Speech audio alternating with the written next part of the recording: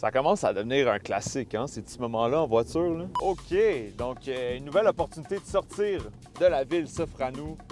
B-Side Habitat nous a invités à aller passer un petit séjour hors de la ville dans leur magnifique chalet.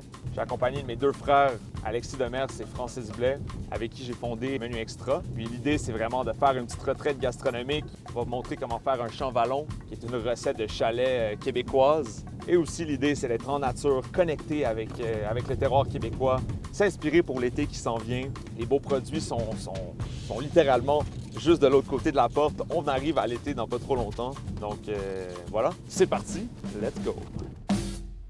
Donc on est avec Alain à la terre des bisons, située à quelques minutes de B-Side Habitat. Depuis 30 ans, on est dans l'élevage de bisons et de wapitis. Notre première activité, c'est vraiment l'élevage. Mais ensuite, on a un centre d'interprétation multimédia intérieur, sentier de marche aussi pour que les gens viennent se divertir, puis boutique. Boutique qu'on va aller découvrir. Ben oui, mais... Allons-y. Oh yes! La fonte, c'est vrai. Ah ouais, on sent l'été. Fait que Frankie, qu'est-ce que t'en penses? Qu'est-ce qu'on se ramasse? Ben, moi, il y a deux trucs qui m'intéressent beaucoup pour le champ-vallon. Fait que soit le Sobuco aussi. Ouais, j'y ai pensé, Ça peut moi être aussi. vraiment le fun. Est-ce que la moelle est bonne dans le fond? Oui. Ouais, c'est ça, parce que la moelle, ça peut être vraiment le fun dans le champ-ballon. Puis, ben, on pourrait se prendre un mix dans le fond avec des cubes à mijoter. C'était vraiment un plaisir de découvrir la terre des bisons. C'est définitivement un incontournable de la région. Merci à Alain et sa famille pour l'accueil et l'hospitalité. N'hésitez pas à passer les voir.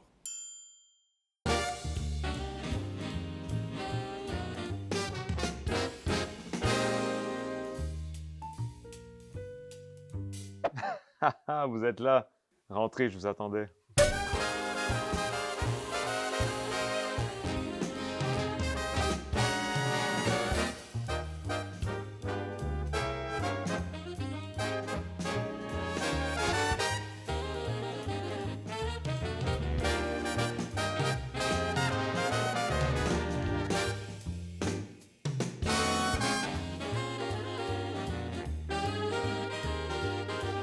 Oui, chef! OK, on est allé chercher le bison à la terre des bisons. Alain, quel homme légendaire, on va se le dire. C'était vraiment le fun de le rencontrer. On est en cuisine, on est finalement prêt à commencer la recette. Donc, on fait un champ-ballon à base de bison. On a vraiment des beaux morceaux de bison. Là. On a de l'ossobuco, on a des morceaux d'épaule.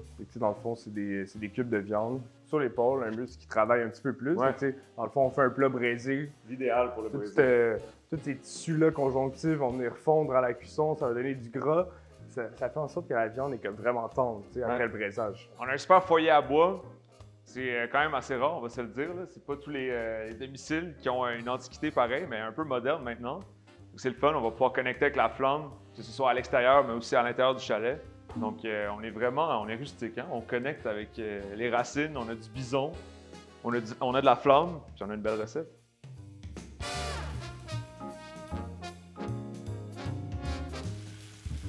Mais dans le fond, l'idée, c'est de colorer la viande avant de la braiser pour aller chercher une réaction de Maillard qui va donner comme une puissance un peu au braisé. Venir faire coller un petit peu de sucre dans le fond de la casserole. Nous, on a vraiment une chaleur contrôlée. Ça fume pas partout, le beurre est pas brûlé. Ça prend le temps qu'il faut pour colorer, puis c'est exactement ça qu'on veut, tu sais. Ça rôtit, mais ça vient pas assécher la viande non plus. On a assaisonné la viande sur notre assiette. On a fait rôtir dans du beurre du côté assaisonné. Là, on est venu assaisonner l'autre côté de la viande. Ce qui arrive, c'est que si on assaisonne tout dans l'assiette, toute l'espèce de sel-là, la quantité de sel que j'avais calculé pour chaque morceau, il y en a une partie qui se retrouve dans l'assiette. Fait que le deuxième assaisonnement dans la poêle pour un braisé, pour moi, c'est super important parce que tout ce sel-là vient combler la sauce, assaisonner la sauce. Puis après, on mettrait les oignons, tu sais. Donc pendant que Francis fait colorer la viande, je vais commencer tout de suite sur les oignons. Je sais pas pourquoi, mais depuis que j'ai commencé en cuisine, je pleure à n'importe quelle occasion où est-ce que je fais des oignons. Mes yeux sont juste vraiment sensibles au jus d'oignon. Puis j'ai vécu des moments quand je commençais en cuisine où est-ce que j'avais des patrons un peu durs à cuire. Je voulais vraiment les impressionner, puis je voulais bien paraître. Puis dans les premières tâches que tu fais quand tu es un apprenti, souvent c'est des coupes de légumes, comme ciseler des échalotes, couper des oignons. Puis je me cachais, tu sais, je m'arrangeais pour regarder un mur en cuisine que mon poste de travail fasse face au mur. Puis c'est un peu là où est-ce que j'ai commencé à maîtriser mon couteau. Parce que je travaillais les yeux fermés, pour pas pleurer. Fait que dans le fond, on va dégraisser notre poêle. Tu sais, on a rôti, oui. Sam, on a rôti notre belle viande de bison. Quand tu dégraisses, fais en sorte que pendant le déglaçage, on va pas venir comme émulsifier, tu sais, le gras. Là, on fait chauffer un petit peu notre poêle. On voit que, tu sais, il y a des sucres en masse. Continue. Vas-y. Parfait. On le voit déjà, là. Ça a tout décollé, là, dans la casserole. On veut faire réduire un petit peu le vin. Ça vient enlever, tu sais, évaporer tout l'alcool, concentrer l'acidité aussi. Après avoir mis notre vin rouge de côté, j'ai rajouté un petit peu de beurre dans la casserole. On va juste le faire mousser légèrement, rajouter les oignons, pincer de sel vraiment pour faire dégorger l'oignon, le faire suer tranquillement. Puis ensuite, on va le faire caraméliser. Ça va vraiment donner beaucoup de goût à notre champ-vallon.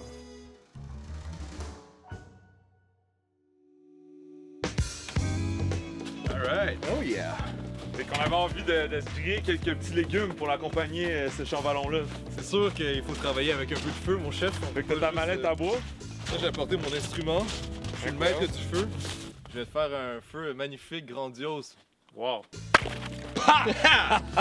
Qu'est-ce qui fait un bon feu? Parle-moi de ça. Là. Il faut du bois de l'année précédente pour qu'il n'y ait plus de sève dedans, pour que ce soit vraiment sec.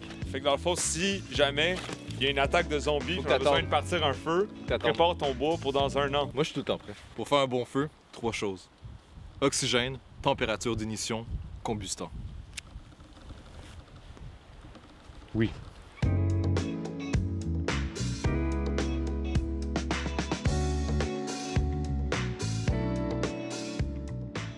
On a vraiment la chance d'avoir toute une installation ici. Là.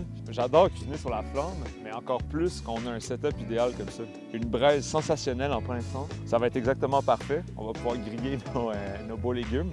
Pour accompagner le champ-vallon, on s'est dit pourquoi pas des beaux légumes racines. C'est toujours le fun en hiver, en chalet. J'adore ça. C'est super humble comme setup. On a des bûches, on a de la carotte, je les ai huilées, salées, puis là on va directement mettre ça sur la flamme. Oh, il y a un petit Oh, bruit. yes. Ah ouais. C'est tellement bon les légumes grillés. Là. C'est vraiment, même en hiver comme en été, je suggère de se faire griller un légume.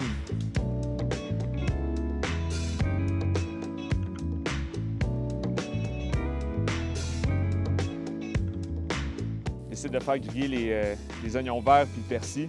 Wow. Pour de vrai, la première fois que j'ai vu quelqu'un griller des herbes, j'ai fait comme « Oh my God, j'avais jamais pensé à ça. » Ouais. C'est fantastique. Ça sent tellement bon, hein? On vous remercie les herbes. Oh, throwback! Throwback.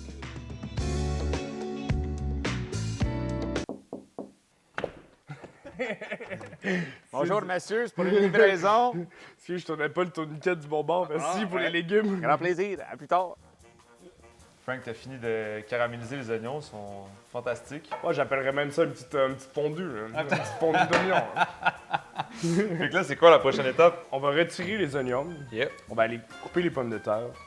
On va mettre plein de lamelles de pommes de terre dans le fond du plat. On va mettre des oignons, on va mettre de la viande, on va mettre un petit mélange d'épices puis de thym. On va remettre des patates. On va mettre notre bon fond de bœuf qu'on a fait auparavant. Puis on va mettre ça dans le four. Pendant ce temps-là, ben, on va avoir le temps de faire notre salade, tout ça, peut-être entamer notre dessert, possiblement. Let's go. Oui, chef. Donc là, on est en train de trancher finement les pommes de terre.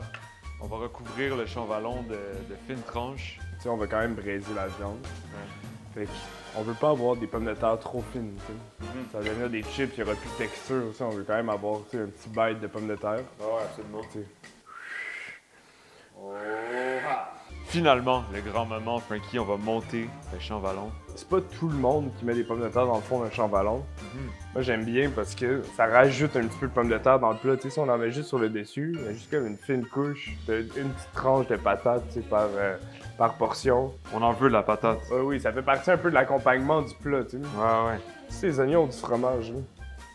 L'histoire, c'est que, tu sais, on va en mettre un petit peu partout. Tu sais, les oignons, là, ils sont rendus vraiment sucrés, là. Ils sont concentrés, là. C'est de la compote, c'est de la fondue d'oignons, là. Bon, on va mettre la viande. J'aime beaucoup cette version-là avec Moi avec ça beaucoup, là. Magnifique. C'est un petit peu partout. Wow. On fait ça de même. On peut finir avec un petit peu d'épaule, tu sais, au centre.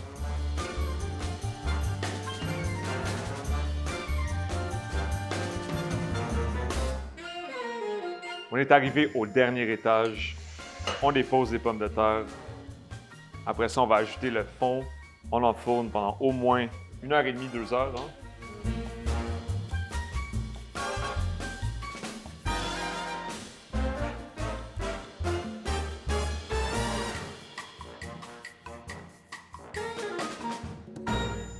Pour le dessert, on va se faire une petite croustade aux poires avec un peu de thym, la crème glacée à la vanille. Quelque chose de simple, réconfortant, délicieux.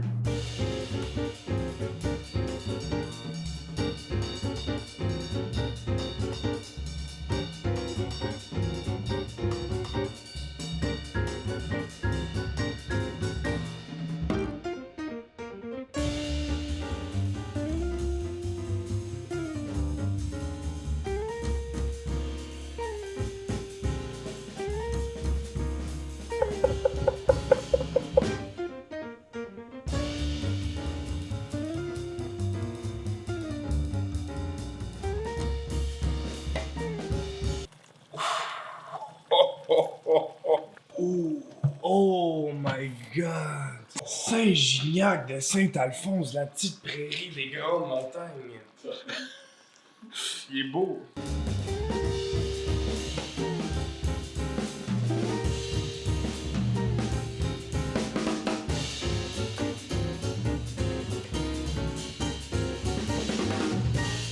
On a fracassé le repas. On n'a pas pris un instant pour s'arrêter et nous filmer en train de le manger, mais faites-moi confiance, c'était de la pure dynamite. Une journée extraordinaire de pure détente gastronomique, de recherche, de développement, de cuisinage, de connexion entre confrères de la gastronomie. J'espère que vous avez apprécié. Merci beaucoup à B-Side Habitat de nous avoir reçus, c'était un honneur. Je termine la soirée avec un petit moment de détente à côté du foyer avec lequel j'ai passé la journée à connecter. Merci de vous être rendu jusqu'à la fin. On se voit la prochaine. Je serais dans le plus grand des malheurs de la difficulté de ne pas pouvoir vous suggérer de vous abonner à la chaîne. Ça, c'était quoi? C'était du verlan poétique, non? Au final, abonnez-vous, man. C'est le fun. On a des vidéos, Colin. L'été sans vie. On l'a, non? C'est bon. Là, je pense. Tu veux savoir combien de temps ça va d'afficher? Aïe, aïe. Ça, c'est jamais des bonnes nouvelles, ça. N'importe quoi, hein, ce qui se passe. Merci d'avoir regardé la vidéo jusqu'à la fin. C'était un plaisir. On se revoit la prochaine. Santé! Attends. Ça serait bon de s'en craquer un peu. Ouais.